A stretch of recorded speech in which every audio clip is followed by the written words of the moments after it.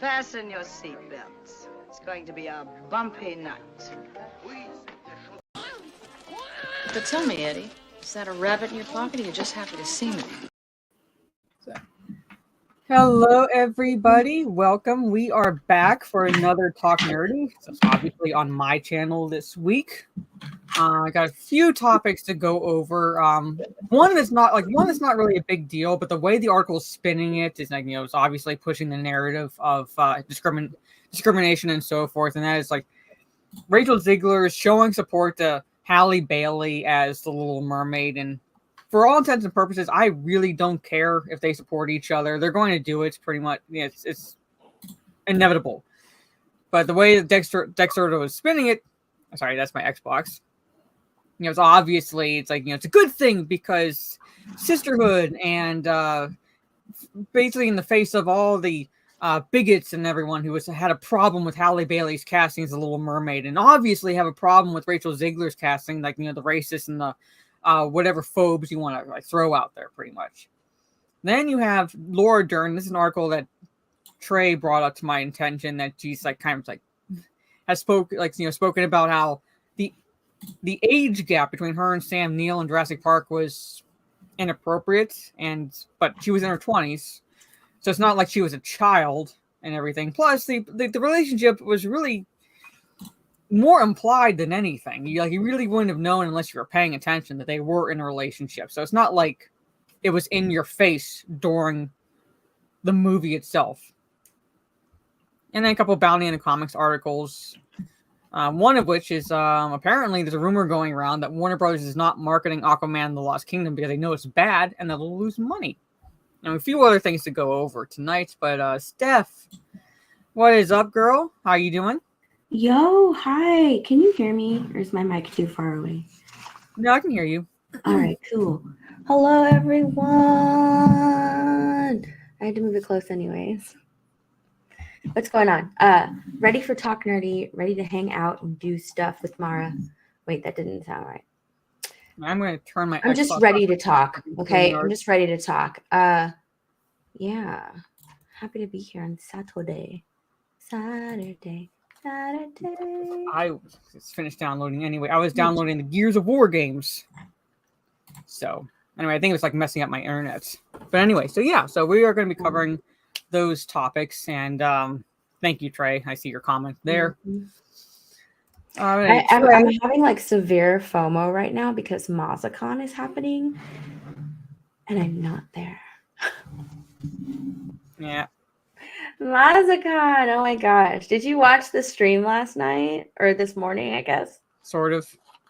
I was there for the tail end of it. Poor Mazza. He's sleeping it off. He looks so peaceful, but I just know that when he wakes up, he's going to have the world's worst hangover. Poor guy. Him and Rhino, though, last night were so funny. You could totally tell that Rhino was just done. Mazza kept touching stuff, and Rhino was just. Well, yeah, because Mazza was drunk. Mazza was obnoxiously drunk. So. Yeah. It was the cutest thing. It really was. It was the cutest thing. So, but Trey, hello. Good to see you. I wanted them to put the camera on Mazza while he slept. Let's have a sleep stream. I don't need to see that. I'm probably going to lurk feeling kind of sick. Oh, no worries. Hope you feel better, Jaluk. Good to see you. Guess I'll be on my kick tomorrow. Hopefully playing the Texas Chainsaw Massacre game because I think I figured out what was happening. My Xbox, for some reason, every time I end the game or I stop playing the game, it moves it to the quick resume category, much like Mass Effect. So it's and I think that screws with my network connections. So that's, I think, why I wasn't able to play it this afternoon. No, there's plenty of cringe gravy. Good to see you.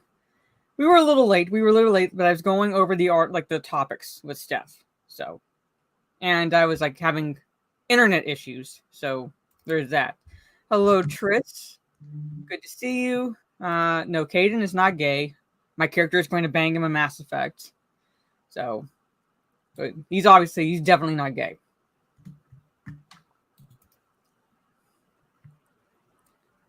So $10 super chat from Mr. Bentham. Thank you so much. I'm ready. Let's do this. Good to see you. And Mr. Bentham, just so you know, I think you missed this, but I changed it from 200 to 100 during a stream because I figured To play Gollum? You're gonna play Gollum? I'm going to play Gollum. Next month because I consider it a horror game. Okay. Because I'm going to suffer through it pretty much, like during October. And it's on Game Pass, so it's technically free since I have Game Pass on Xbox. Mm-hmm. So, and I was streaming, and I was like, you know what? If I reach 100 subs by the end of the month, I had to go by the end of the month. I was like, okay, fine, I'll play the game. Nico was in the chat, and I'm like, just not paying attention to the chat, and all of a sudden I look over to on the OBS side, and I was like, he's like, goal met. So he dropped literally 100 subs during the stream. So I mean, Mr. Bentham, I'm at 141 now. So if you want to help me get to 200, it's only like 59. I think that's a little doable if you want to get me to 200 before the end of the month. But I'm at 141 now as a result of that. So, nice. So Nico wanted to see me suffer, but they're going to get a show because I'm going to play it while wearing a bikini. So I'm going to dress in my Wonder Woman bikini. It's kind of like because it's Halloween month. Mara. So that was the thing. I thought, you know what? I'll never reach 100. I'll never reach 100 by the end of the month. I was like, there's no way I can reach 100. And Nico just drops 100, pretty much. They just want to see you suffer in a bikini. Yeah, pretty much. That's all they want to do. So, like I said, Mr. Bentham, if you want to like start, can drop subs periodically throughout the month, so I reach 200 by the end of the month. There it is. But yeah, I have Gollum. So yes, I'm wearing the biggest hoodie in the world, and I can't zip it up because my hair is caught in the little teeth. I'm trying to zip it up. It's a huge hoodie. It's so big. Yeah. It looks big. It's really big and comfortable. Yeah. So let me just. It's a huge hoodie. Mm-hmm. Yeah. Let's see. This is Steph's kick thing. Yep. Yeah, like she is freezing a bit, like periodically. I think it might be her camera, or it might be StreamYard. StreamYard tends to gronk occasionally. Apparently Dan killed Maza. Wait, I am freezing. I just noticed that. Hold on, let me leave and come back. All right. Okay. So, okay, I'll remove her just in case. Yeah. So, where is it? Not 69. No, I'm at 141, so it's 59, not 69. So I think if we periodically drop subs, I have like 21 days left in September, and you want to get me to 200, I'm not going to complain, pretty much. So I'm just saying that's where I'm at. 1999 super chat from Geek Blend. Long time no see. Thank you so much. Thank you. Hope you're doing well as well, Geek Blend. Thank you for the super chat. So let's see if that helps. I'm watching the stream to see if I freeze again. I didn't even realize that I was freezing. It's like it freezes and then like it unfreezes. So I don't know what was going on. Ooh, it's freezing really bad. Yeah, might have to be off camera for this evening because it's like I don't know what's going on. If it's your camera or if it's StreamYard's. I think it's StreamYard's. So yeah, it's really freezing. So. Let me look at my internet. Yeah, and yes, I promised Blake I would do a handstand as well in the bikini. So I have to get my sister to take a picture of me. You're gonna do a handstand in a bikini? Yeah, but I have to get my sister to take a picture of it. So. Dude, is that what I need to do to get subs? No, I promised Dan Blackroyd a handstand. I have like 20 subs. So yeah. My face, yeah, when Nico did that, my face was like, fuck. Now I gotta play that shit. But at least it's not until next month. So At least it's not until next month. Chunk the Punk. Hopefully, I don't know if you caught I messaged Chunks about what happened with Texas Chainsaw Massacre game. So hopefully it works tomorrow if you're available. So I'll maybe try playing it a bit with you tomorrow when I stream. So yeah. Yeah, like I've never worn a bikini or did anything in a bikini. When I hit, but I mean, was it 200 subs? I think when I had 200 subs, I did a stream in a bikini, and that's when the Andrew Tate simps accused me of being an e-thought because I made it. Yeah. I made it a goal. Mm-hmm. It's like one fucking stream, all of a sudden makes me an e-thought. Or it was like 200 followers on Kick. So it was like, yeah, it was like. I've never done anything like that, but you know what? I had to buy a new car, so I don't know. I just might stream in a bikini. Yeah, I might want to consider it. TJ, what is up? Good to see you. Soul Assassin, good to see you. Hope everyone is doing well. Yes, handstand in a bikini. Yes, and streaming in a bikini while playing the Golem game. So yes, Phil, what is up? Hope you're having a great day as well. My day was relaxing, except for the issue I had with gaming. Is that the Geek Blend? Blend in the chat? Yep, he made an appearance. He is here. What is up? I think it's a long time no see. I know. But we have a rumor. So if you're if you watch the whole stream Geek Blend, apparently there's a rumor going around about why they're not marketing the Aquaman, the sequel to Aquaman, pretty much why Warner Bros. Is not doing that. But I figure we'll get the Rachel Zegler stuff out of the way because it's not much to it. It's just the whole what Dexter, how Dexter was spinning it. It's just ridiculous. Hey, Darian. Because because I really don't care if they support each other. They're going to do that. So it's amid Snow White controversy. That's how they're spinning it. Amid the Snow White controversy, Rachel Zegler is showing her support to Halle Bailey because Halle Bailey faced discrimination when she was cast for The Little Mermaid, Disney's The Little Mermaid live action. This is the way, yes. Thank you, Soul. Here are our thoughts, yes. And thank you for the $2 super chats. Asking Steph from Albert, asking Steph, did you get my email? I am looking at it right now. Okay. Let's see. So, like I said, again, I really don't care if they support each other. The sun is still going to come up. The world is still going to turn. It doesn't really matter to me. But the fact, again, they're going to spin this. It's the controversy surrounding Rachel Zegler is obviously not the fact that she's a raging cunt on Twitter. Not obviously that she's single-handedly nuking any possible chances of her movie doing well, from Disney, pretty much. Never mind that people are being turned off by her, and just pointing out that it doesn't make any sense the casting wise because she's not fair-skinned. And they had to change the motivation for the Queen because no one was going to believe that Gal Gadot would be in any way jealous of Rachel Zegler. So that's the reason why, but they're just going to spin it that it was because of discrimination. Us bigots, pretty much. So her casting is the least of that movie's problem. Yes, I don't fucking care. There's a lot of problems surrounding the upcoming live action Snow White movie. Just as there's a lot of problems with the Little Mermaid film, pretty much. But this is how they're spinning it. Well, here's the thing. Rachel Zegler has had the worst publicity right now.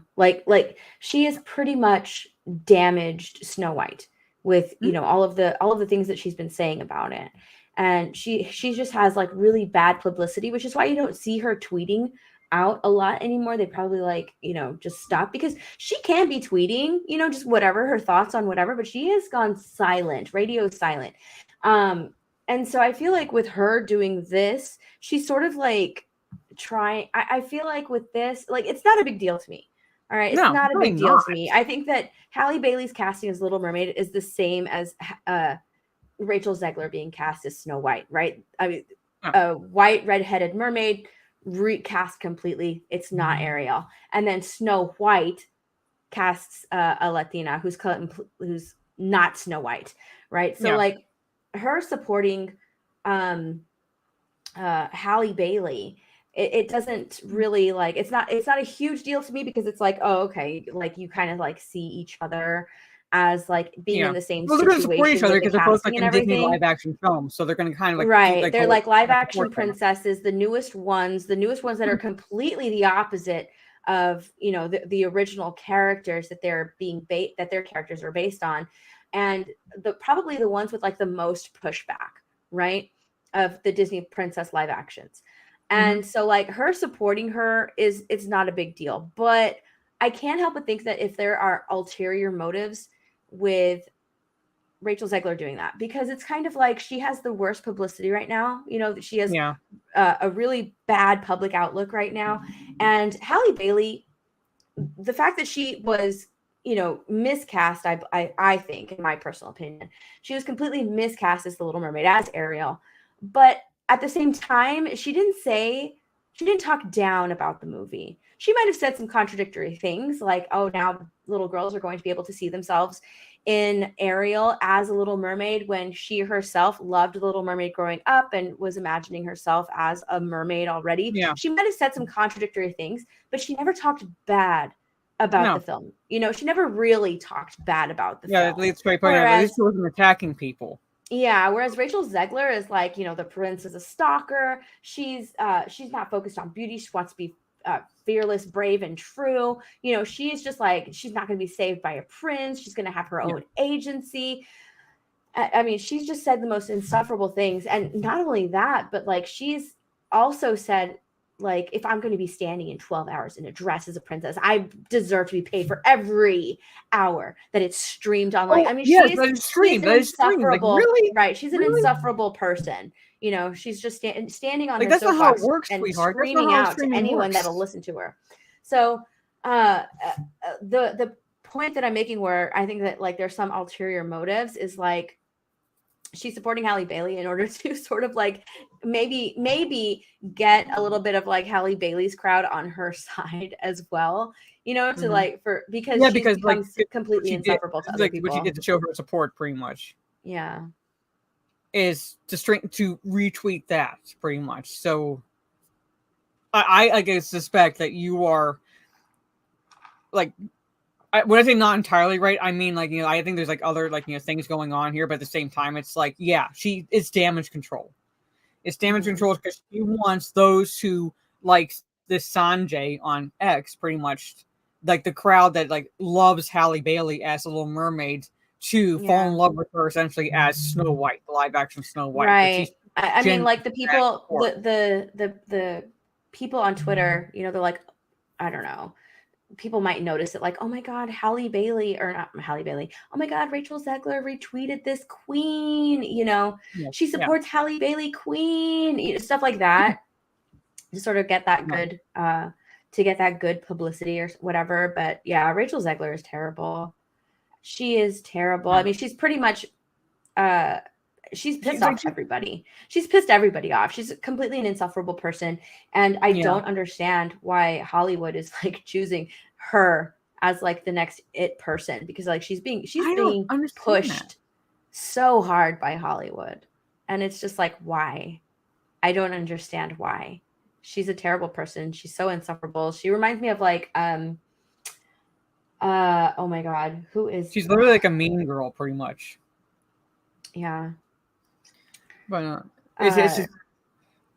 I'm trying to remember the actress, like the really... Oh God, what is her name? She's like this huge activist actress. Well, that doesn't narrow it down. I know. It doesn't narrow it down. What has she been in? Maybe I know. I can't even remember. Like, I can't even picture. Like, it's on the tip of my tongue. Oh, she's like Brie Larson on steroids. That's pretty much what she is. She's like Brie Larson on steroids. Wow. Okay. Yeah. I'm trying to think. Activist. It's Brie Larson. I can't believe I forgot. It's Brie Larson. Oh, there's Brie Larson. Brie Larson is Brie Larson. Larson. Steroids. Yes. I can't believe I couldn't remember her fucking name. So. Yeah, and like, yeah, she didn't just piss off conservatives either. Like, she pissed off like both sides. No, she pissed off. Yeah, she pissed off. She didn't just piss off conservatives. She pissed off, the Disney people. She pissed off normies. Like, she pissed off a lot of people.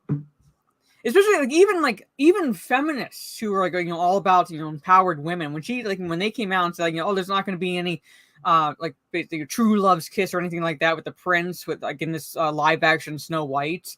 Even they were like, what the fuck? We want to see that. Mm-hmm. Like, we want to see a happily ever after. Pretty much, we want to see the prince. Even they were turned off. And it's not. They're not even going to include the prince. He's like the leader of the bandits. He's not even the prince.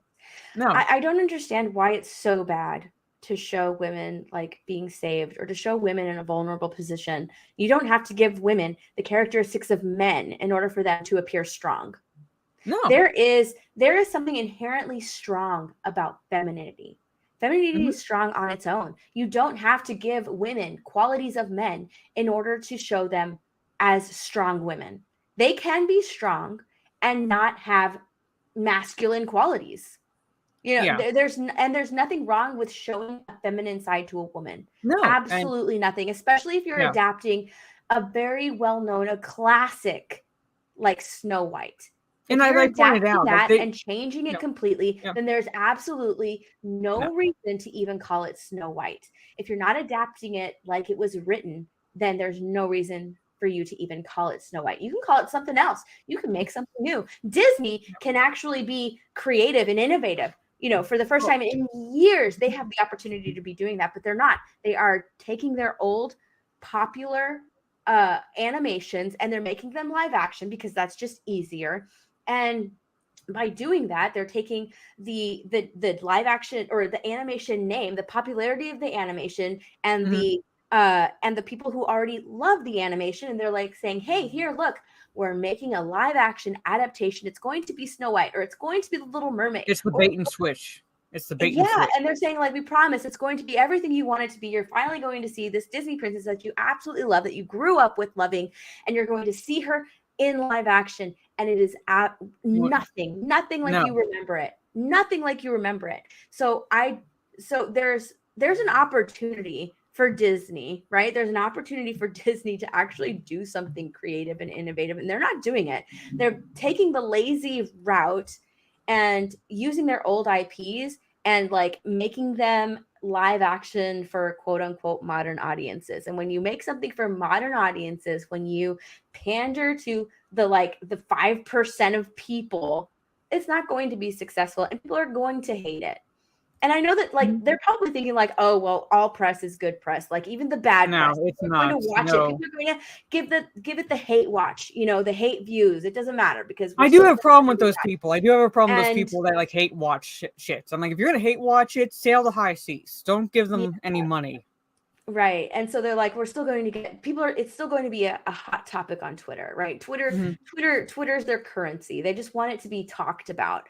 But like that's not currency. It's not actual money. And it's why Disney is losing so much money right now. It's why they're in the red. It's why they're broke. It's why their stock is failing because they've been looking at fucking Twitter as like their currency when it's not.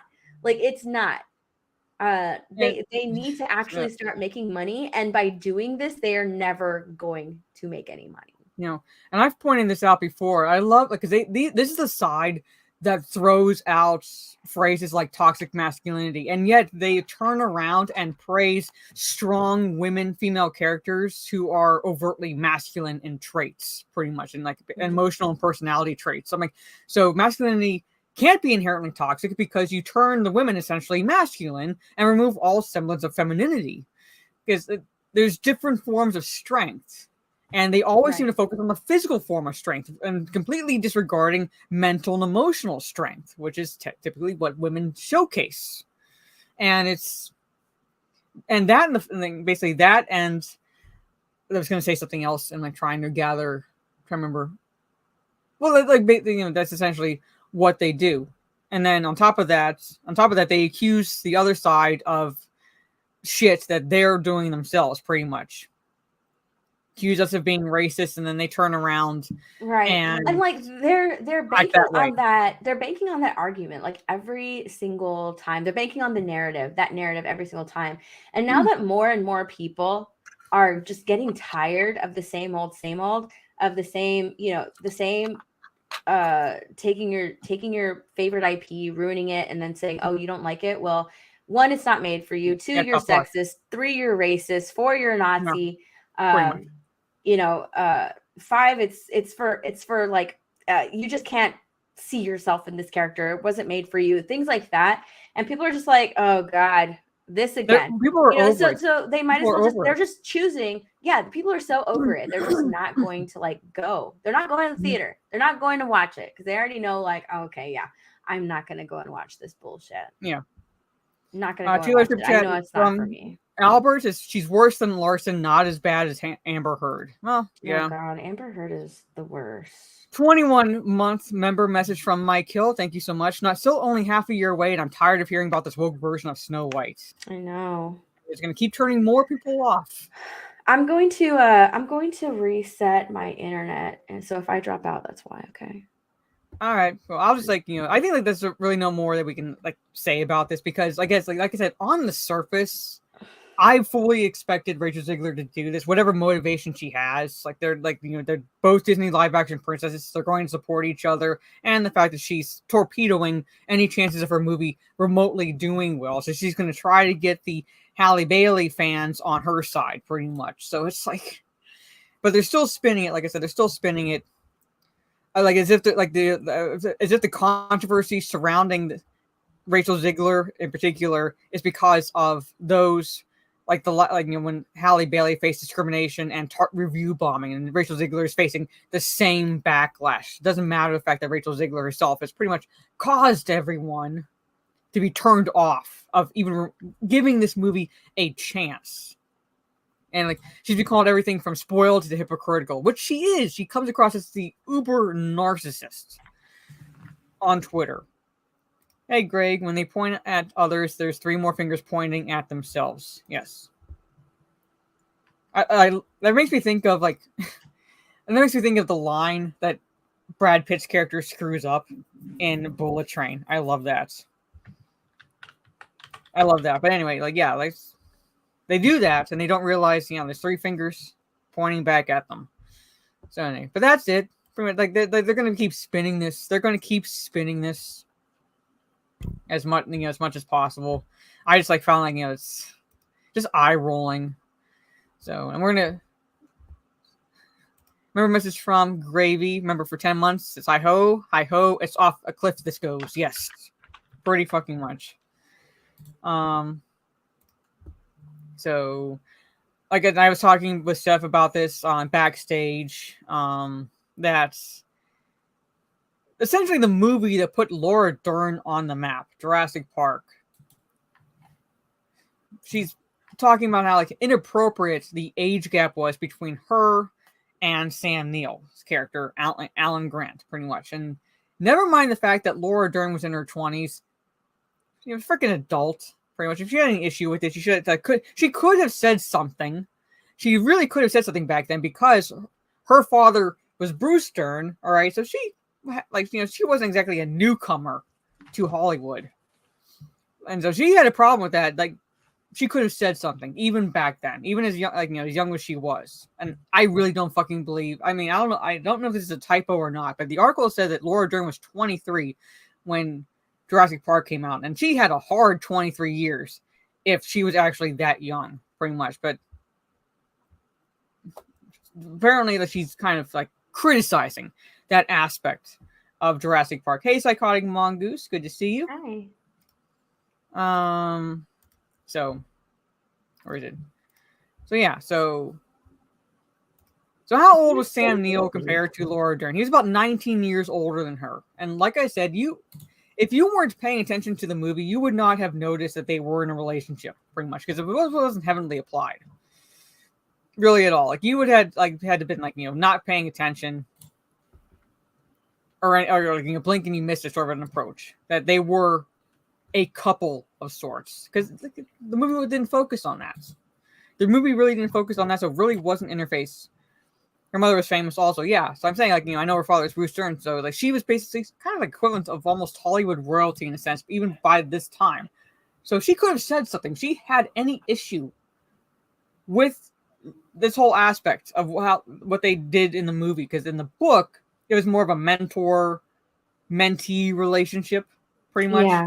Mm-hmm. In the book, in the movie, they kind of changed it a bit so they were more in a relationship. But again, wasn't the focus. It wasn't the focus, and so. Dern has since branded the age gap between Ellie and Alan as inappropriate in hindsight. Her admission has reopened the discussion about Hollywood's obsession with pairing up young women and much older leading men. While positive steps have been taken in the 30 years since Jurassic Park had first hit the screens, the relationship between Ellie and Alan is one of the aspects of Jurassic Park that has aged badly. Again, like, no one really noticed.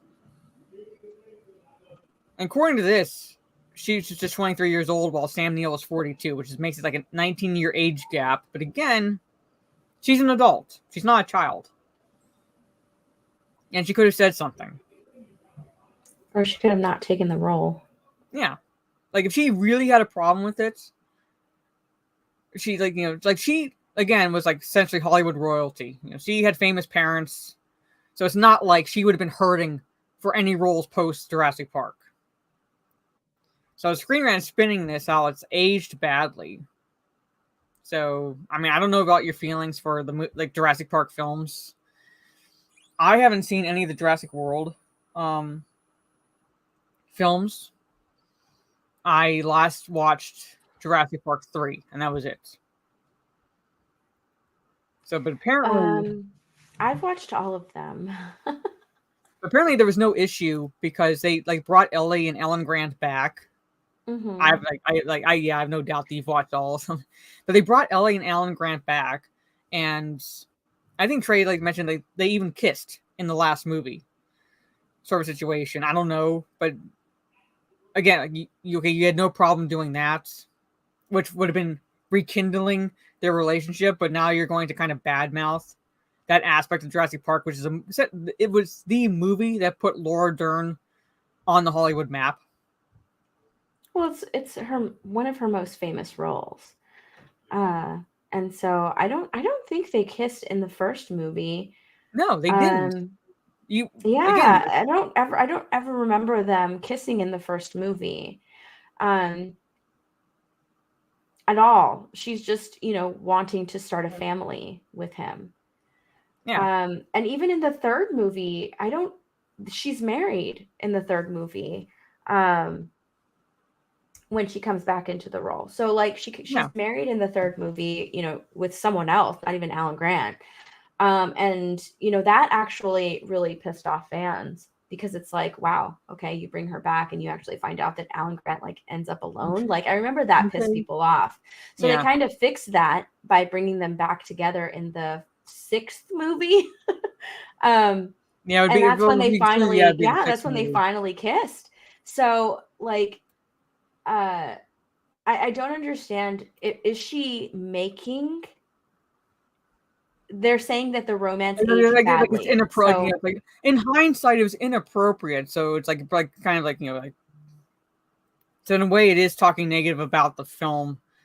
But again, it's I think that they're looking for an issue that just isn't there. Yeah, that's what it is, because she's in her 20s in that movie, and and honestly, I don't even think that her age, the age of Ellie Sattler, is mentioned in that movie.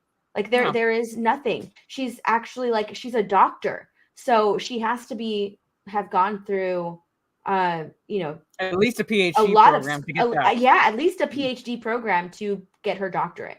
So, so it's implied that she is younger than Alan Grant, but not young enough to be one of his students.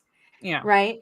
Because she's already a doctorate. She's actually teaching. She's teaching with him in the first movie. So I don't get what their angle is for this article. I don't see an inappropriate age gap or an inappropriate relationship happening here. So, and it's like the actor, like it's like I think like it says, and if it's coming from her, the actress, then she's yeah. So it says like the fact that Ellie was a of fully fledged doctor rather than a graduate student, as in the novel, does suggest she's intended to be a few years older than Dern was at the time of filming. So she's playing a character older than she is.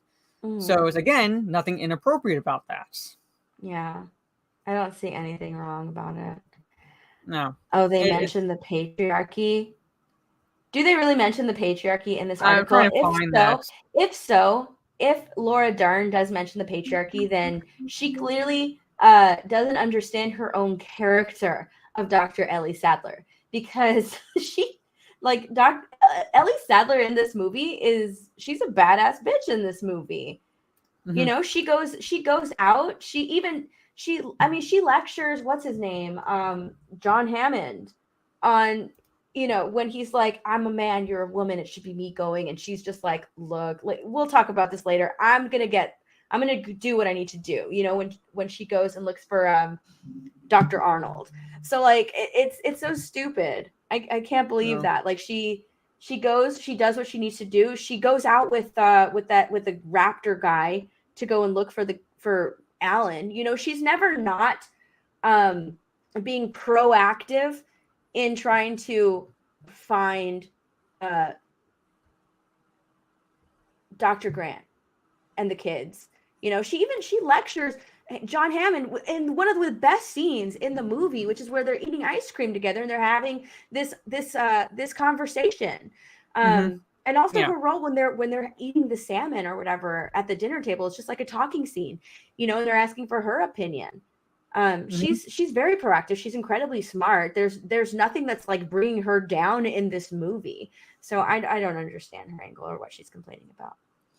So again, I don't know. It's like one of those things where it's like making a big deal about something that was literally non-existent. Non-existent back then, non-existent even now, but they're going to bring it up and they're going to put a spin on it, pretty much. So, like, she outsmarts a raptor, she outruns a raptor, she gets the power back on. Yeah, she does a lot of things in the movie that. So, even when she's what is it? She was going to reset the whole park system before the raptors came through. I don't even think that is there a part in this movie where she's even saved by a man? I'm trying to think, and I don't think so.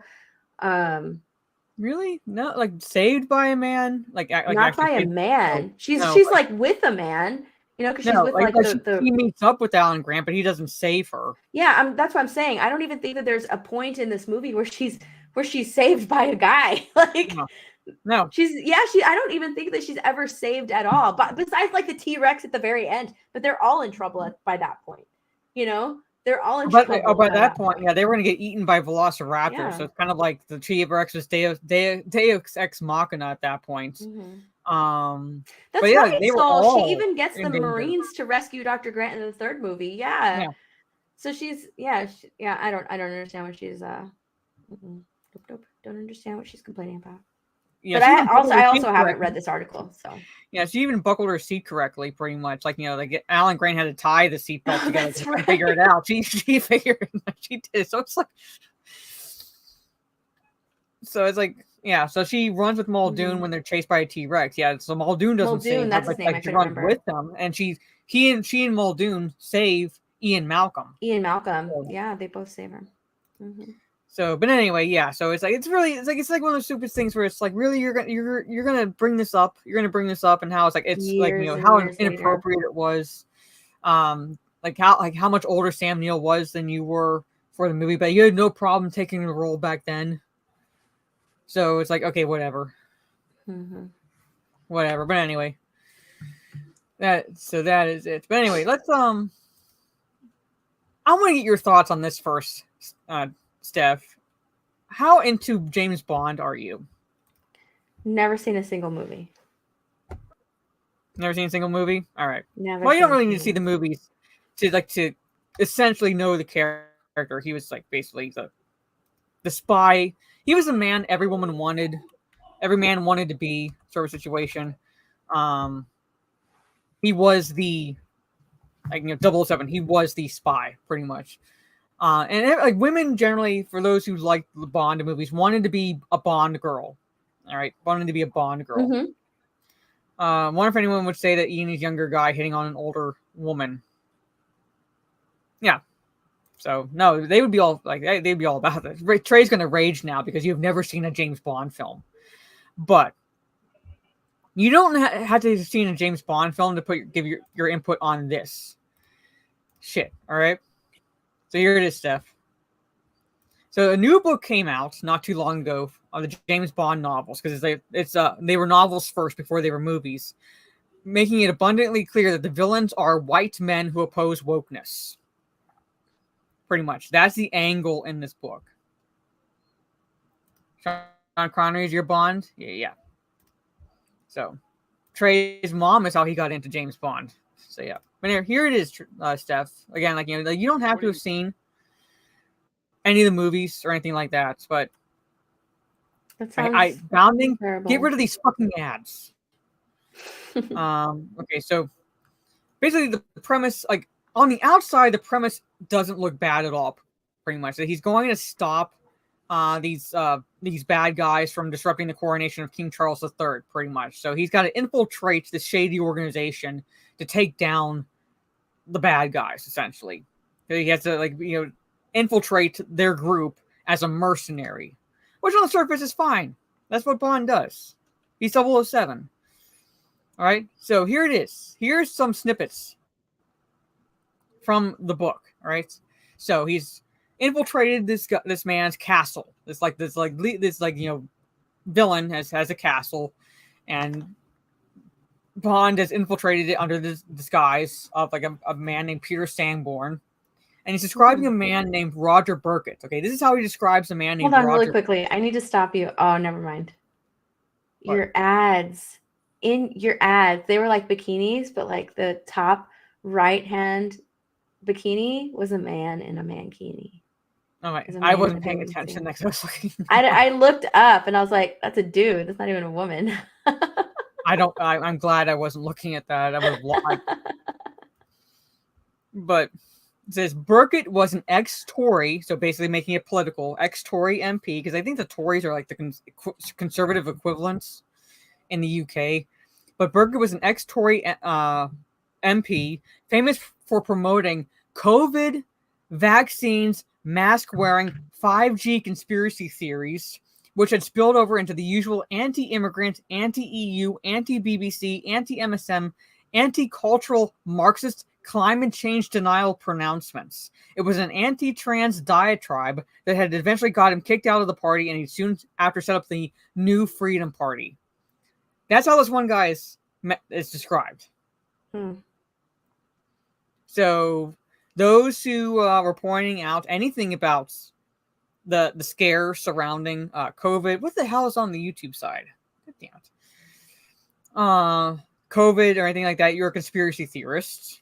All right, so if you were against wearing masks, pointing out that they had not properly tested the vaccines or anything like that, you're a conspiracy theorist. Anti-immigrant, obviously, so anti-EU. So basically, like Alex Jones.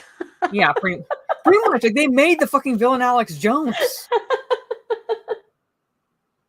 Anti-EU meaning you're pro-Brexit from the exiting, having the UK exit the European Union. Anti-BBC, anti-mainstream media, anti-cultural Marxist, climate change denier, anti-trans diatribe that got him kicked out. Holy shit! It was on party. And this is like this is dry, like this is like the quintessential retardation of this, pretty much. Bond was struck by something. Okay, it continues. Bond was struck by something. It was a long while since he had been at any kind of function that was almost exclusively full of men. It felt strange. There was not even a pretense at diversity here. Okay, Ethelstan, who's the villain, pretty much, hadn't been the least bit concerned about ensuring that half of the people he'd hired, mercenaries he'd hired to carry out his coup, should be women, or non-white, or disabled. Oh no. Or disabled. Send out this guy who's a mercenary who also has cerebral palsy. Yeah. Send out us. Send out a mercenary that has Down syndrome. Do they understand the concept of what a mercenary is? What's the shaking? Yes, it's like what's the Parkinson's? Down syndrome mercenary. Oh no! Like, don't worry. I got this. I'll just be a little bit slow because of my rickets. I'm like, just.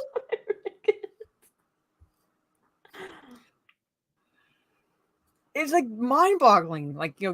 That Bond would even be remotely care if there were no women or non-white.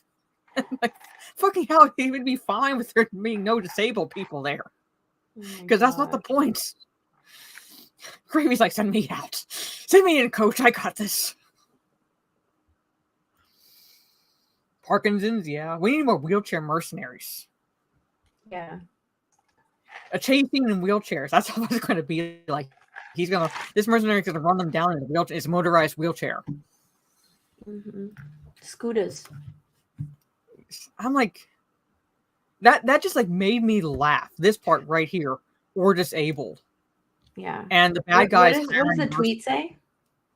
Oh, this just shows the quote, the book that I read from pretty much. Okay. This is the latest Bond book. Everything that used to be an escape from conformity and mocked the orthodoxy, Bond, Viz, stand-up comedy, has been neutered, indoctrinated, co-opted, and homogenized. Bond is now an HR rep ensuring compliance with the organization's values. Yeah. Pretty much. Yeah. That's so. sad. Can you imagine this being being brought to the big screen? I would not be at all surprised because someone pointed out in my chat yesterday that Barbara Broccoli, who is the woman who is hired now, her job is to essentially safeguard Ian Fleming, he's the author of the James Bond books, his legacy. James Bond legacy. She's tasked with protecting all that. And she, again, someone reminded me, had come out and said that, a female Bond would fit into this. Oh. Yeah. So, yeah, I said in my chat, she needs to step down. She needs to step down because she's obviously demonstrating, because this would have had to go through her. This book would have had to go through her approval to get published. What happened to escapism? What happened to it? You used to read books, go to the movies, watch TV shows for escapism, right? Mm-hmm. To stop being reminded of the day-to-day, stop being reminded of, the reality that you live in. And now mm-hmm. they're just pretty much putting the reality that you live in into the TV shows, books, and movies that we watch, and read. It's yeah. It's so fucking annoying. It's so annoying. It's oh yeah, I remember the COVID. Oh yeah, conspiracy theorists. Oh my god, culture Marxism. Oh no. It's a broken record at this point. It's a broken record at this point because it's it's almost like clockwork with these people. Mm-hmm. This comes out. We criticize it. It's obviously we're the problem. Pretty much, it's that's the cycle that goes on. So, how dare you, Mara? You should be more invested. How dare I love how they ignore our voices. We're women criticizing this shit, and they ignore that fact, and they only focus on, men obviously have a problem with this because of toxic masculinity, or the fact that they don't like strong women, or bullshit like that. And I'm sitting here going, I hate this shit too. Mara, obviously you're a pick-me. Obviously, I'm a pick-me. Obviously, I've internalized misogyny. Obviously, that's what's talking. Not me. Yeah. Not the fact that I grew up on, watching James Bond. You've been brainwashed to be a Bond girl. And you've been brainwashed by the patriarchy, Mara, and you need to. Yes. Obviously. You know what? You need to adapt some good talking points, okay?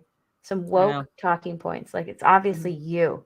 It's not anyone around you. It's not the stuff that we're being given. It's obviously us that are we're the problem. Yeah, I'm the problem. That's what obviously. Hey, Dinner Bells, good to see you. And Stoker, good to see you. They have the right. Hope everyone is doing well. Hope everyone's doing well. And hoping I don't give anyone an aneurysm with the stupidity, pretty much. Because, again, I just laughed at the part of me pointing out no disabled mercenaries. I was like, imagine a mercenary with cerebral palsy. It's like trying to track down the targets. Why are you laughing at the disabled? Like Timmy from South Park is a mercenary. That's what they want. That's what they want. I'm sorry, Trey. Oh yeah, I'm definitely ableist as well. I'm definitely ableist as well. Like Gravy can confirm, I'm uber ableist.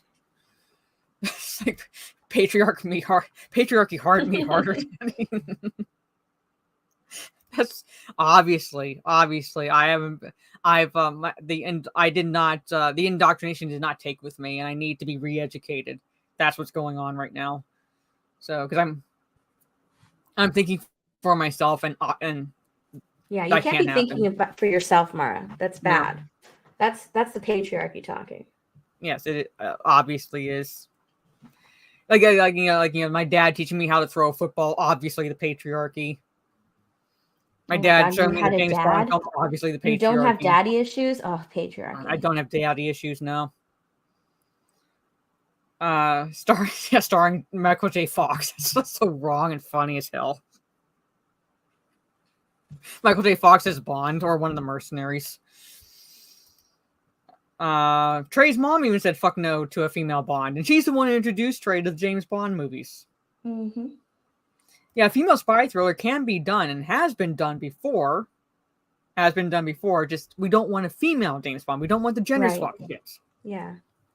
We're fine with female spy thrillers if they're done well and they like no agenda or anything. We have a problem with gender swapping shit because it's lazy. It's pretty much taking a character that people have grown up and loved and going the laziest route possible with it. Yep. Listen, Mara kidnaps people and puts them in her basement in Texas. Yes, I've been playing the Texas Chainsaw Massacre game with Calman. Oh. You need to watch the streams, Steph, if anything, for Calman noises in the background. Because when Calman... when the family finds... if we're playing the victims and Calman is like... when the family finds Calman, he's like, oh my god! It's just like... it's like funny as shit. Angry Calman noises. Oh my god. Yeah, military obviously made me too strong. Obviously. Oh, and his biggest enemy is the hitchhiker who looks like a crackhead in the game. Yeah.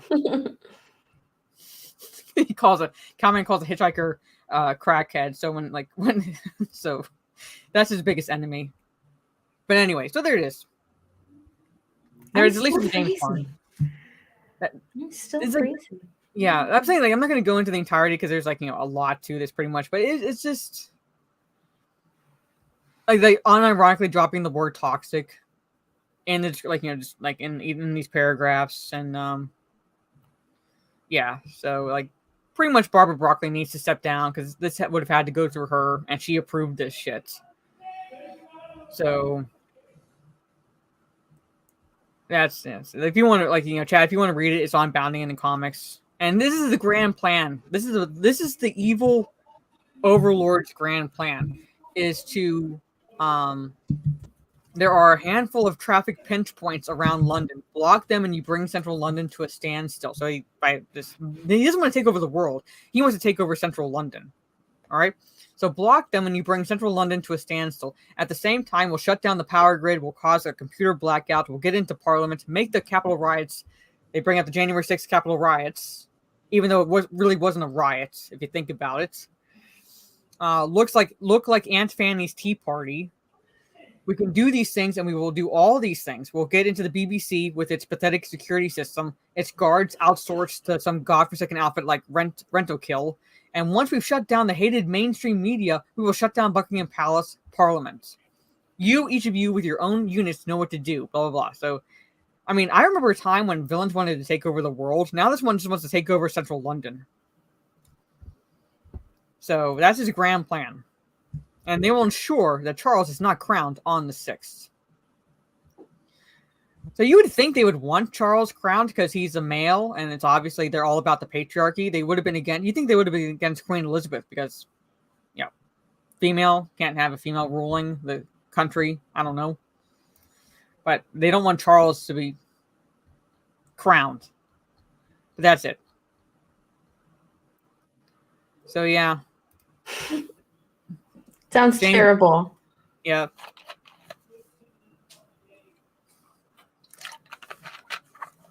I mean, this could be a good parody. I mean, minus the whole stupidity, like with the woke talking points, but it could be a parody. But it's not. It's sadly not, pretty much. It sounds like a terrible plan. Yeah. Don't even need James Bond to foil it. Anyway, so let's talk the rumor that Warner Brothers is not promoting Aquaman 2 because they know it's bad. So I've not read this article, but that's the rumor that's going around of why Warner Brothers is not marketing Aquaman and the Lost Kingdom. So what did you think of the first Aquaman movie? Because I saw it once and don't really remember it. I didn't hate it. Mm-hmm. I didn't hate it. I didn't exactly hate it either, but I don't remember it. Yeah. So it didn't stick with me. I remember it. I remember it. I didn't hate it. Mm-hmm. Yeah, as Trey pointed out, we're 3 months away, and come on, StreamYard, don't be bitches. We're 3 months away and no trailer, and not even a trailer. Yeah, Dinner Bells. James Bond is actually based on books written by Ian Fleming from like decades ago. So, I mean, like, they were novels first. I didn't look at that. What is that screenshot they have there? It looks terrible. Looks like his head is on wrong.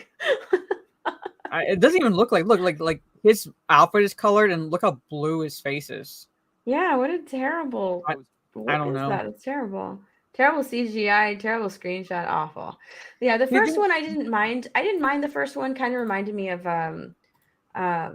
what is it called? Throne of Atlantis, like the animated movie.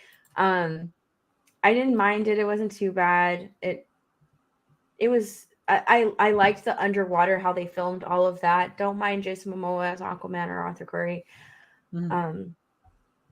I don't mind him. I think that the way they went about,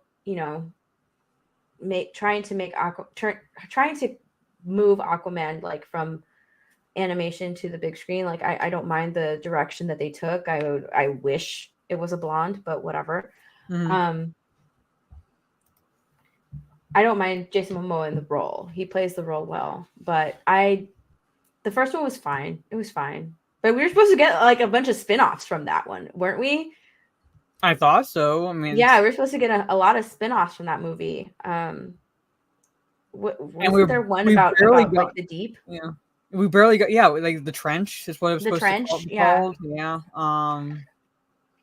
And everything, and like we didn't even get that. We've barely gotten a sequel. Like there's no trailer for it, and it's finally coming out. Nothing. Like the thing is, I'm not saying I would be anticipating this, but I would like to see a movie about the trench, because that was me too. You know what? Me too. That part that was intriguing. Like I wouldn't have minded getting a movie of the trench like that. I was like, okay, I kind of want to see that, right? I want to see how they developed into the trench, like that. To see how they how that civilization became what they are now. Like I wouldn't have minded that. But I wouldn't mind that. That's like actually like the only thing that really stuck with me, from the movie, because the movie, I think part of the reason why the movie didn't exactly stick with me is because if it was changed to connect to Justice League, essentially, in tone, in particular. So it felt to me like a Marvel film, not a DC film. Mm-hmm. And that's part of the reason why it didn't stick with me. But like the trench part did, and that's what I would want to see. And now there's a rumor going around that they're not marketing the sequel because they know it's bad and they know it'll lose money. So rather than show people. Well, shit, do they have the money for marketing this movie? I mean, they heavily marketed The Flash. Like, it had a Super Bowl ad and everything. And that movie fucking flopped. Like, it was terrible. So would they even have the money to market this movie? Like, I think at least a trailer. At least a trailer. And obviously they're going to put out a trailer. But, like, obviously they're going to put out a trailer. But yeah, it's funny how we have not seen fucking anything for this movie. I haven't seen anything. Not even a trailer. Where's the trailer? My brother-in-law's sister's kid almost accidentally tripped Jason Momoa at a convention. Whoops. Yeah. But yeah, they've been marketing. Trey said they even marketed Blue Beetle and Shazam. Yeah, they marketed Blue Beetle. They marketed Shazam, and neither of those movies did any good. DC is in a terrible spot right now. They're in a horrible spot because they're trying, like, James Gunn is like, go watch Blue Beetle. It's one of the greatest movies ever. Oh my God, Tom Cruise, he said that he absolutely loved The Flash. You know, it's like, you can't do that. Like, DC's in a horrible spot because they already had movies already in the pipeline, already getting ready to come out. You have the Ezra Miller controversy. And then you have them resetting. They're going to reset the entire DCEU with James Gunn's vision. They got rid of Henry Cavill. Like, they famously rehired him back, got people fucking hyped for Henry Cavill Superman to come back, and then they fired him. You know, all the stuff with Gal Gadot. Gal Gadot thinks that she's going to be coming back and playing Wonder Woman, and then like executives are like, nope, that's not happening. No, that's not happening either. Zachary Levi went on Instagram to completely like back and promote James Gunn, and like he did like an Instagram live, you know, backing James Gunn and saying how much he loves Shazam, how he wants, you know, Shazam to continue on in the DCEU. We don't even know if he's gonna be Shazam. He doesn't even know if he's gonna be Shazam anymore. He'll reply back to someone on Twitter like, I hope so. Like, he doesn't even know, you know. So like, none of this, nobody knows where it's gonna go. Nobody knows. All we know is that they've hired Superman and Lois. Like that's it. They've hired Clark Kent and Lois Lane. That's pretty much all. We have no idea. Like, oh, it's not an origin story, but then again, it's like she doesn't know he's Superman, and he's like early on working at the Daily Planet. How is that not at least closer to an origin story? Like, you are rebooting the DC, like, you know, you're rebooting everything. Just come on and say that. I'm at this point where, like, just come on and be honest with us. You're rebooting everything. That's why you did this shit. You want to, like, you know, start over. You want to have a redo because you fucked up royally with the DCEU. They can't say that, Mara. They can't say that, because if they say that we're rebooting, you know, then that means the movies that they already had, that they have coming out, don't matter. So if they don't matter, why should people go and see them? Why should they go and see Blue Beetle? Why should we go and see Shazam? Why should we go and see The Flash? Why should we go and see Aquaman if none of this shit matters? They can't say that we're completely rebooting because they have movies that are supposed to be coming out. They have movies that aren't going to be, you know, completely shelved, like Batgirl. They're counting on the audience going and seeing these movies, but they're also counting on the audience to be fucking stupid. Yeah, pretty much. And you know, and just going and seeing these superhero movies because they're superhero movies. So they're like, you know, just mindlessly supporting DC when, like, the hardcore people who would go and see these movies over and over and over and over, like myself, honestly, I don't see the point in doing that. I don't see the point in even going and seeing these movies because they don't matter. Well, that's exactly, yeah. The people who are paying attention are like, you know, why should I get invested with the Blue Beetle when, and like, you know, it's like you're essentially rebooting everything, and this film is not going to at all make any difference. Shazam 2, not going to at all make any difference, pretty much, in the scheme of things. This Aquaman sequel, not at all going to make any difference, because if you're essentially rebooting Superman, you're going to be rebooting Batman, Wonder Woman, Aquaman. Yeah, they pretty have much they just have like a new Batman coming out as well. So why all should of they like see- all the Joker movies, Matt Reeves' Batman, those are going to be like different stories altogether, completely separated from the DCEU. Like nothing is connected. Nothing is connected anymore. It's going to start completely like with a clean slate with James Gunn. So. Yeah.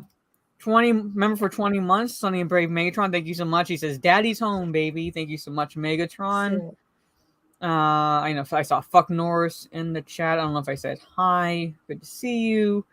$5 super chat from Mr. Bentham. Thank you so much. Why not just recreate what Marvel did in the beginning? Build up to something. Make individual movies for characters so the audience can invest in it. That's what DC should have done, but they tried playing the catch-up game too quickly, and then they didn't follow through, pretty much. Well, not only that, but they honestly didn't have faith in their own directors or their own product and what they were doing. They didn't allow the creative vision of their directors and their product. You know, people loved Zack Snyder's Justice League when it came out. Mm-hmm. You know, like some people like really liked it compared to Justice League, right? Yeah. If you're comparing the two, Justice League is leagues better than Justice League. Mm-hmm. And people from that, because people saw how different it was, they want to see the Ayer cut of Suicide Squad. Like they want to see that, and David Ayer really wants that movie to come to fruition as well. So yeah, like Warner Brothers is notorious for doing this. They're notorious for not having faith in and freaking out, you know, over test screenings or freaking out over like Batman v Superman and people's reaction to it. So they're going to completely change the tone moving forward, you know, so to match the Marvel tone, because people like and are responding to the Marvel movies. So let's make DC into Marvel, but it's not Marvel, because Marvel characters aren't like DC characters. These are totally separate League of Superheroes. They're completely separate. And tone in general, DC and Marvel. Yeah, DC and Marvel have two totally different tones. And, you know, Warner Brother execs, like, they just see superheroes. Oh, superheroes are just superheroes, whatever. They don't see the different types of superheroes. They don't invest their time like we do and reading comics and watching animations and, you know, growing up with it. They just see, like, this is working for Marvel, so let's just, you know, turn DC into Marvel. And it won't work. It doesn't work. Yeah. Audiences aren't going to be receptive to that. Yeah, and like, you know, Trey pointed out, you know, we call Wonder Woman 84 Wishmaster 84 because they like butchered that movie was terrible. Yeah, I have not watched that movie since we watched it.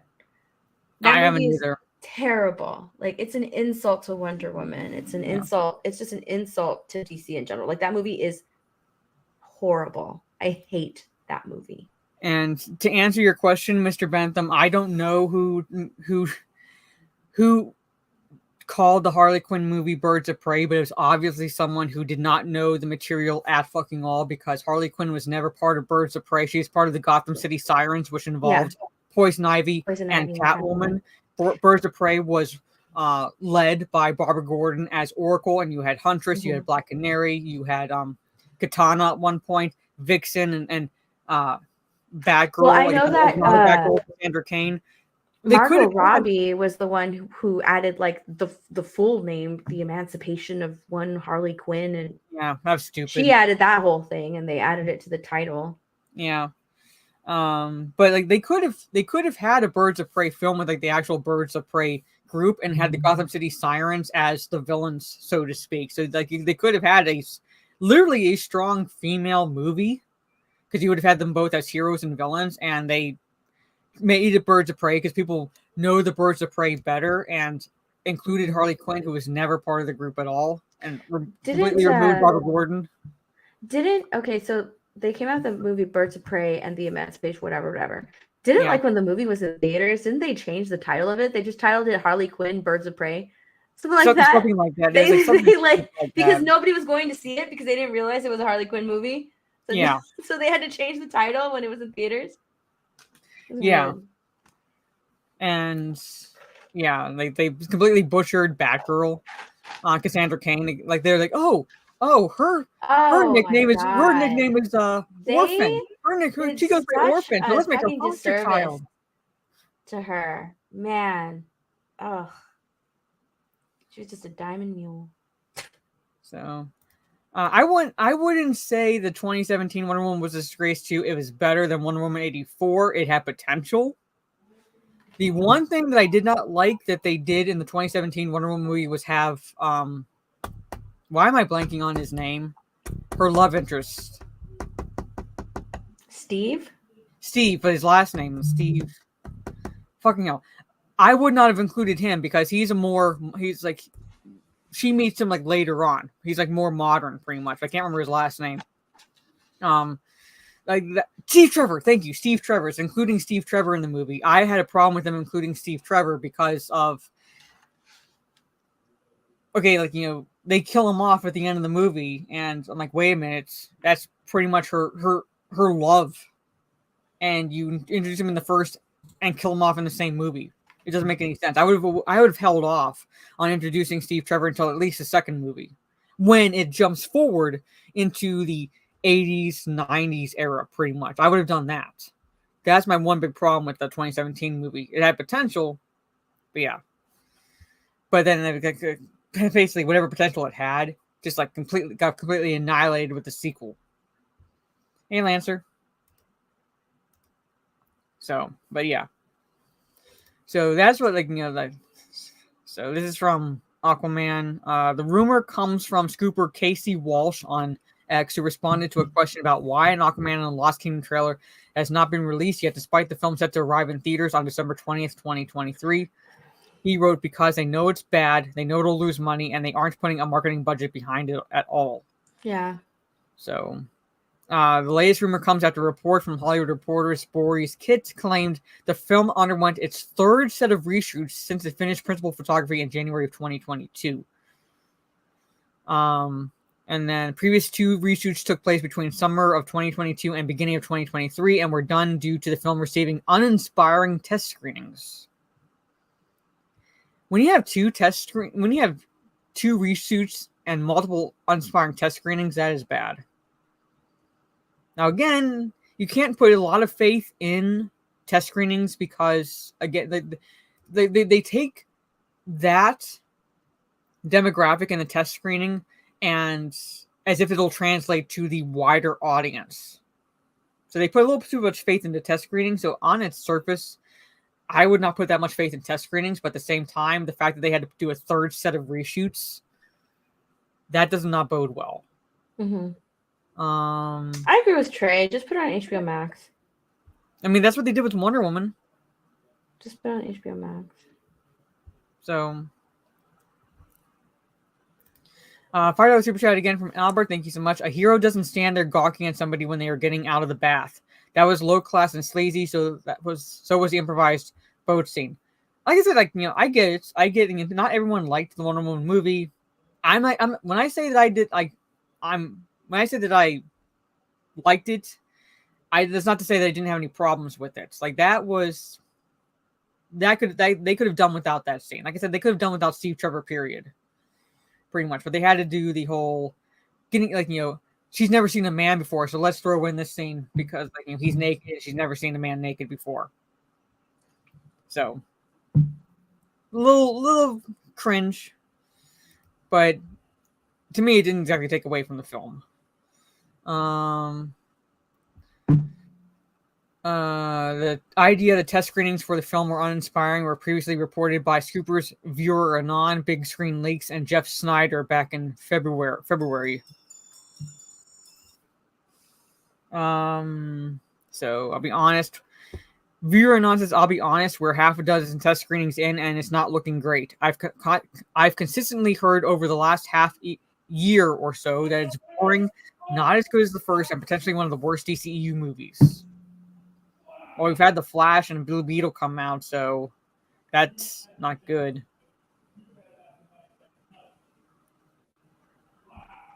Yeah, I don't know, but that's the rumor. That's the current rumor going around, pretty much. Mm-hmm.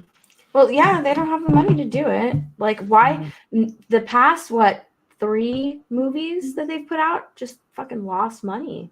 They're just losing money, so they're not going to put anything behind it. They lost money on Shazam, Blue Beetle, and The Flash. Like, why put any money behind Aquaman? Yeah, the first Aquaman hit $1 billion, but like this one, there's so much that's going against it. You have Amber Heard, who's in the movie, and all of that bad press, unless they cut her, which I don't think they did. And all of that bad press behind it. So people aren't going to, you don't have like the women who went to see the first Aquaman because of Jason Momoa. They're not going to go because of Amber Heard. You know, if they're taking a stand against Amber Heard, they're not going to go and support this movie. And then you have like the string of DC flops. People, you've lost your audience. You've lost that trust in the audience going and seeing these movies because they're not good. So people are just not going. You also have like superhero fatigue, you know? And I honestly, if people are experiencing superhero fatigue, it is Marvel's fault because they just completely oversaturated the market with superhero movies and TV shows. Yeah. So people just aren't investing any time in it anymore. No, especially when you have to watch, you not only have to watch the movies, but you have to watch the shows as well as read certain comics to be able to follow along with everything that's going on. When it used to be, oh, just watch this movie to understand what's going on in this movie sort of situation. Now you get they're inundated with a lot of other things they have to invest in, and they don't have the time or the energy to do that. So they're not going to do anything. And then you have the big thing. You have James Gunn taking over DC and just completely canceling pretty much like what they've been moving towards. You know, none of these characters are even going to be relevant. James Gunn can't even say whether or not these actors are going to continue to be in this role moving forward. They're probably not, to be honest, because if he's canceling like Wonder Woman, saying that she's not going to be part of it, neither is Ben Affleck, neither is Henry Cavill, then why on earth would we go and watch these films when it's all up in limbo right now? Honestly, I think that James Gunn has already canceled. He's already put his foot down, but he's not going to say anything because these movies have yet to be released. You know, so he doesn't want people to lose whatever small investment that they have, you know, in these superheroes. Yeah, I think to answer Abomination's question, I think at one point they did say there was a climate change message in the movie. It's been a while since that news broke, so I have no idea if it's actually true or not, or if it's true, or if they're just talking out of their collective asses about it, pretty much. But that probably turned off some people as well. But the vast majority of normies don't pay attention to that shit. So they just see, like I said, if they're interested in a movie, if it's a superhero movie, they're going to see it regardless. But again, people are turned off by Amber Heard. They're there's no trailer, so there's nothing people are like, you know, anticipating. So they have no idea what the movie's about. Blue Beetle bombed. Shazam 2 bombed. Flash bombed. So even normies are getting tired. And you know what? They're getting tired of now. Yeah, and like right now with the, I don't want to go into all of the specifics, but like with the economy being the way it is, people are picking and choosing what they want to go and see. Yeah, they're picking and choosing what movies they want to go see, and I mean, it looks like it's not superhero movies that they're choosing to go and watch. No, I mean, I had my own method with watching basically The Flash and Blue Beetle, pretty much. But I've been picking and choosing movies that I see in theaters because, like, you know, of that reason alone. You know, it's like, do I want to spend? Like, I saw Last Voyage of the Demeter. It was like a 4:00 showing or something, and it still cost me $12 for the tickets. It was like, it used to be a matinee price, but I had to pay $12. And people, like, when you have, and that's where I am. Factor in where other people were living, like Trey, who lives in California, and the cost of living is higher there. Like, they're going to definitely pick and choose what movies they see because of because of that fact. So it's basically an unholy mixture of a lot of things, but at the same time, Warner Brothers did not help themselves at all with everything that they've been doing recently, in terms of not having faith in their original directors and writers when they were first starting the DCEU, trying to emulate Marvel when DC doesn't emulate Marvel, like basically like demonstrating they have no idea the property they purchased, and then in doing so and changing certain movies, it ended up changing other movies, which turned people off because they're like, this is not DC. I want to watch a DC film, not Marvel. And then bringing in James Gunn, which is effectively rebooting everything. So people are not going to get invested in these films if they're not going to mean anything. So this pretty much falls back on Warner Brothers. The fact that the economy is bad is a factor, but at the same time, it's if Warner Brothers hadn't done what they did, everything leading up to this, they would not be in the state that they're in right now. And you still have people thinking that David Zaslav is going to save the DC universe of movies. Hi, Teresa. Again, from Albert, she had to meet Steve in the first film to give her motive to leave home. I was disappointed and feel the 75 TV pilot was closer to the source material. I don't think she had to meet Steve in the first film to give her any motivation to leave home. It could have been any human that she encountered, because she I think she would have left because she would want to help humanity. That was pretty much Diana. So it didn't have to be Steve. It really did not have to be Steve. It could have been like a mentor-mentee relationship, essentially. Someone that you cared about and lost in the first film. Like, Steve Trevor still should not have been introduced in the first film. Hey, Ms. Martin Muses, good to see you. I'll be playing D&D with her tomorrow. Call of Cthulhu. Very interesting. Very interesting. We've now have vampires in the game. So. And this is sad. Yes, even Teenage Mutant Ninja Turtles outgrossed the Flash at domestic box office, and that is sad. So I actually watched that movie. I did too. Really? Yeah, and I watched it first, and we had to hold off because you hadn't watched it. So I had to sit there for a week waiting for you to watch it. She's sitting there stewing for a week, like waiting for you to watch it, because I was like, but that's it. Yeah, so it's like DC is pretty much they've fucked themselves with all the decisions they made. They've pretty much fucked themselves. So the last thing I want to go over, just like real fast, just to get of us two, I'm probably the bigger gamer of us two. So I pay more attention to gaming news. But I'm sure you've at least heard of the fact that Bethesda, with their new Starfield game, has introduced the ability to pick your own pronouns. Yes. In the game. All right. So they've made that very clear. Yes. So you don't have to play the game to have heard about that, especially if you're on Twitter, because that whole thing blew up with Az's rant on the pronouns in Starfield, pretty much. Right. And my personal opinion, that's not the biggest turnoff for me. The fact that the game itself looks incredibly boring is why I'm choosing not to play it, pretty much. But I'm not covering the gamer article, Trey. I'm going to cover something that Nexus Mods has revealed. So Nexus Mods, for those who again don't follow gaming news, they are their name, pretty much. They are the ones that they are an organization that creates mods for games. All right, so they're the ones that do you remember was it the Pride flag or whatever, and someone modded the American flag in the Miles Morales. That's what they do, pretty much. That's what they do. That's Nexus Mods does that shit, pretty much. So oh god damn these ads. Bounding But Nexus Mods has come out and confirmed, all right, their site. All right, so basically Nexus Mods is doing this on their own, pretty much. Nexus Mods is doing this on their own. That they confirm the site will delist any mods that remove the pronoun modifier from Bethesda Starfield. So they are basically big brothering themselves at this point. Yeah. So they're not going to let the mods just do what they do, pretty much. They're not going to let them do what they do. Not going to let the gamers decide if they're going to want to use the mods or not. Hey, Zacharias. No, they're going to actually delist the mods that remove the pronoun modifier from Starfield. So,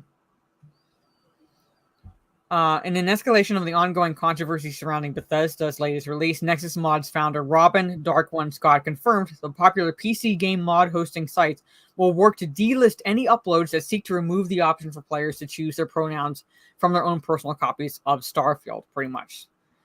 So, yeah.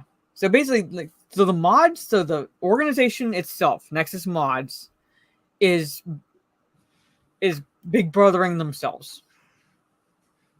So they are going out of their way to delist anyone that attempts to include a mod removing the option. So if a player wants to use a mod to skip over the picking your own pronoun shit in the game, they won't be able to do that. They won't be able to do that. So it forces you to pick your mods, like pick your mods in the game. Or pronouns in the game. So word regarding Nexus Mod stance towards Starfield mods was first brought to widespread attention on September 5th, courtesy of Twitter user MetalMaw. I'm not going to read those numbers. So yes, here it is. All anti-pronouns mods are banned, pretty much. So this is Nexus Mod's website update. They have made an official announcement that they will stand against transphobia, bigotry, and their platform has no room for hate. Any mods that promote this will be removed. We are winning. Starfield is groundbreaking in so many ways, socially, culturally, and economically. So this person is in support of it. So I want to find the Nexus announcement. So finally got the checkup on this guy's claims once I got back from work. Nexus does not appear to have made a statement declaring such a ban currently, though I am seeing a lot of conversations on the matter in the Steam forums. Also, this guy got banned. Here's probably why. So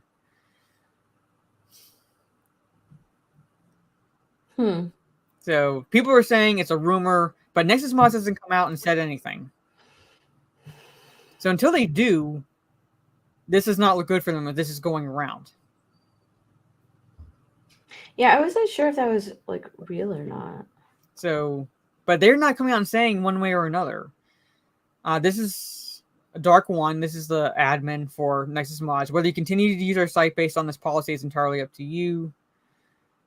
This is the policy here. However, pay particular attention to the second to last paragraph and last paragraph on the news post. That same applies here. So Scott asserts that this in the first of the cited paragraphs, Scott asserts the site's policy is thus: we are inclusivity, we are for diversity. If we think someone is uploading a mod on our site with the intent to deliberately be against inclusivity and or diversity, then we will take action against it. The same goes for people attempting to troll other users with mods deliberately to cause a rise. For our part, we will endeavor to do a better job of moderating our website to this ethos of ourselves. So if they at all believe in this, then they will be delisting those mods. So that's the paragraphs that they cite. So if they're citing those paragraphs, it does not. I have a feeling that there's probably some truth to it, unless they come out and say otherwise. The fact that they have this as a cited paragraph is sus. So, I don't know. Man of Steel is a great movie. I don't care what anybody says. I enjoyed Man of Steel. That's right. Yes, it is. Calix says, on a scale of 1 to 10, how baked are you, Steph? I'm not baked. What are you talking about? She's just tired. That's her normal tired. Yeah, I'm not baked. I'm honestly a little distracted because I keep freezing. Mm-hmm. So I'm trying not to move or have too many facial reactions because of that. Yeah. So if this doesn't end up being the case, pretty much, then which I feel like it could potentially be, considering that they're citing this paragraph here about inclusivity and they're for diversity. Steph at all the blunts, yeah. Trey. So I just have a bad feeling about it. Pretty much, I just have a bad feeling about it. Until they come out otherwise, I doubt very seriously that they would allow people to do this. Mm-hmm. Or like, you know, allow people to remove the pronoun modifier, which is cringe. Because have you seen people defending it on Twitter about it? Like, and their argument is there's always been pronouns in games. That's their argument. Mm-hmm. And I'm like, well, yeah, because pronouns are part of the English language and that's part of dialogue. Yeah. So That's always been their take. it's always been their take, and I'm like, yeah, no shit, that's English language right there. It's in dialogue. It's not about just pronouns. It's preferred pronouns. That's the argument. Yeah, I'm saying, like, you know, that's a thing. Like, in all my years of playing games, I've never been asked to, like, what are your character's preferred pronouns? Preferred, yeah. Yes. No character creation has ever asked me that until now. So it's like, to use the argument that there's always been pronouns, I'm like, point it out. Where? I mean, like, you know, like actual, like, preferred pronouns. Where? Mm-hmm. Where has it always been, pretty much? Because I could tell you there's, like, they have been non-existent until now. And, like, yes, obviously we're going to have pronouns in the dialogue. That's part of the English language. So you're going to see he, she, it, they, and all that shit, pretty much, because that's how we talk. $5 super chat again from Mr. Bentham. It's a joke. They laugh when we say something they remove or change, but whenever we do something like this, yes. Mm-hmm. Yep. Yeah. So, yeah. If someone actually does that, we'll see how. If they keep their argument, it's just pronouns. Yeah, it's just pronouns. Not a big deal. We'll see if they start getting angry if people do make mods to remove them, and we'll be like, it's just pronouns. What's the big deal? Yeah, I love how they say, like, you know, like whenever we criticize, like, race swapping a character, and, like, I love how when it goes from white to black, their argument is, well, it's like, you know, like, it's a fictional character and skin color, like, you know, doesn't affect the character pretty much. I'm like, okay, then make T'Challa white. If skin color doesn't impact the character, if the skin color has absolutely nothing to do with the character, then give me a Latino Storm. Change Storm to Latina. All right, change Storm to Latina, or change her to white. If it's not a big deal, if it's not a big deal, it's not a big deal. Cast Ryan Gosling as MLK, Martin Luther King Jr. If it's not a big deal, cast Ryan Gosling in that role. I'm just saying, or an Asian Storm. But Jubilee's Asian, so make Jubilee black. So Jubilee's no longer Asian; she's black, and make Storm Asian. Like, switch the two. That'll work. But there it is. Anyway, that's all I really have to cover for tonight. I'm confident there's going to be more to talk about next week, because I've been covering Rings of Power news, and there's been retardation there. And I know there's going to be more retardation in the weeks to come before the next Talk Nerdy to Us, which will be on her channel. I'll remind her of this later on in the week, but I can't do it at the normal time on Saturday. So if we do it Saturday, it'd have to be on the early side. Okay. Like when we did it around 6 or something like that, the one time. I should be able to do it then. Or if not, it'd have to be Sunday. But there it is. Bucky should be Black Panther. Yes, make Bucky Black Panther. That'll work. But yeah, so it'll be on Steph's channel next week. So before I do my outro, Steph, let everybody know where they can find you and when you might be streaming next. You can find me on YouTube, Twitter, Kick, and Instagram. All at the same name, My Nerdy Home. I'm actually thinking about changing that to just Stephanie, but I don't know. I might not. I might just keep. I'm the one that's supposed to have the branding problem, and she's talking about changing her name that she's had the for one years. name that I've had for years. I know. She's talking about changing. And I'm supposed to be the one with the brand issue. I don't think I will, though. I don't think I will. So. But I do have a recommendation if you guys want to watch a docu-series or a limited, it's like a limited series. I think it's what is it called? Oh my god, I was ready. Painkiller on Netflix. It's really good. It's about the opioid epidemic and the start of OxyContin. And also Dope Sick on Hulu. That one is really good. That one actually has the Painkiller has Matthew Broderick in it, and then Dope Sick on Netflix or on Hulu has Michael Keaton. They're both really excellent movies or series. Mm-hmm. So yeah, I actually have. I had to I powered through. I binged them. I completely binged them because they were just that good. You just wanted to watch it and watch and watch it. It's really, really, really good. Yeah, I like watching series like that, like in my spare time. If I want to watch something, I like watching like documentaries, docuseries, limited series, things like that, where I can like learn stuff. I recently watched that one, and then like that actually got me like researching more about the family that's behind OxyContin and the history behind the medicine.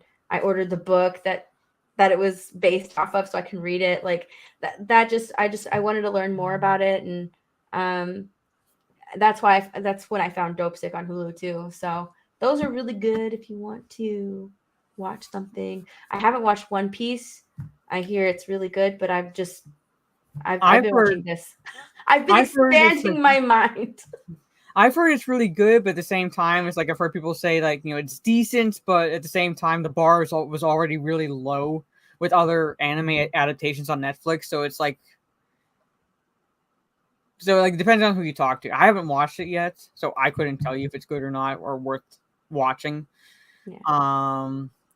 I know a lot of people asked like, when's the positivity streams? The positivity streams. So I don't know, because me and Joe might be starting up a stream too for GP. So I don't know if I do a positivity stream, it'll probably be on Thursday. I told you about those streams, right, Mara? Yeah, and how there's no way I could do it because I can't. I just can't.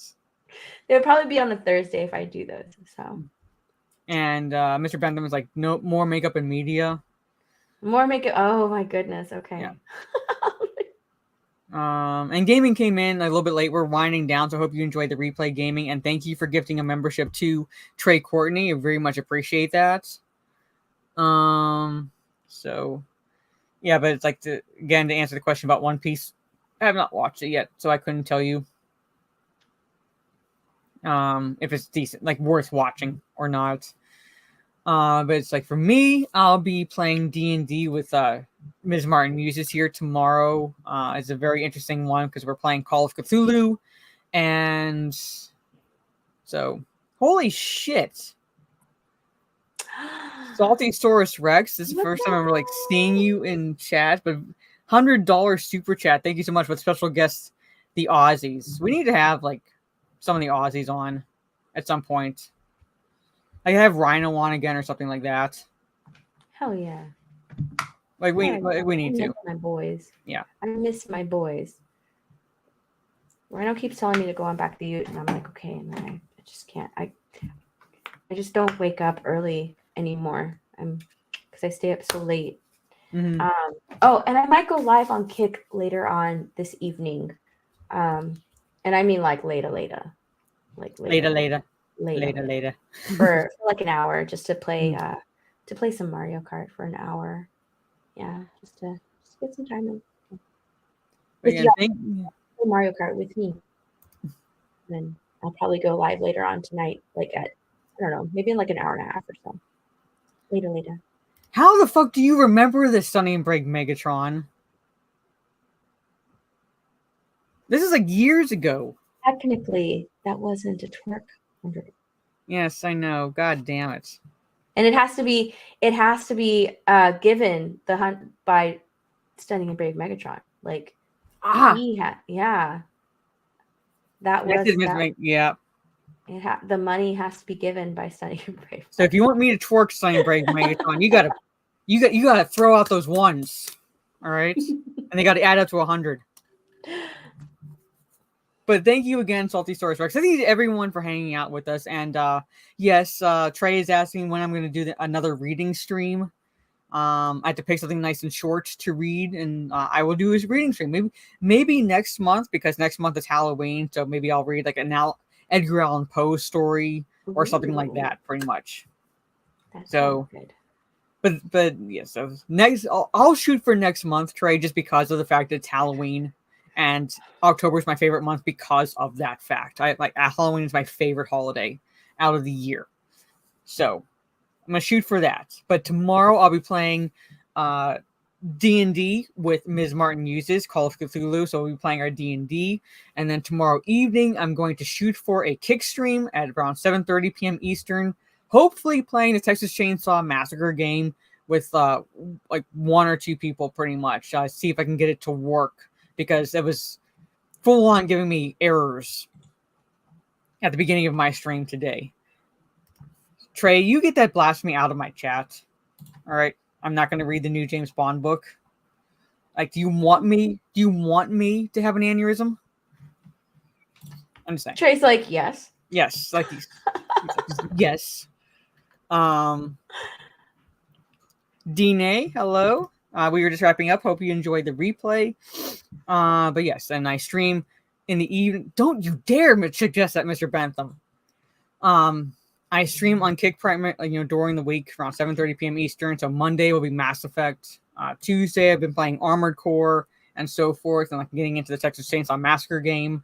Wednesday, this coming Wednesday, will be the Evil Dead discussion. So if you want to like join in that talk, watch the first Evil Dead film. I'll be talking about that with Orange Hat, and unless anything changes, with Wicked Virtue this coming Wednesday at 8 p.m.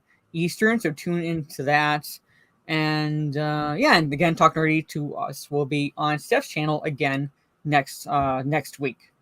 So on that note, ladies and gentlemen, have a good rest of your day or evening, depending on where you are in the... Oh, Drewdat. Okay, that's what you are. Drewdat Underground and Drewdat Games. Okay, now I know. Okay, so that's... So I hope you enjoy the replay. Drewdat. She just wants to hear my lisp. That's what... But okay, so now I know who you are. Okay, so. But again, on that note, ladies and gentlemen, have a good rest of your day or evening, depending on where you are in the world. And we will see you all next week for more pop culture, rumors, news, and cringe. See ya. And peace.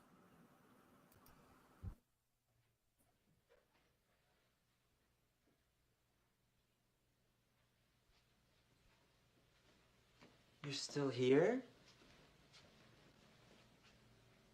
It's over. Go home.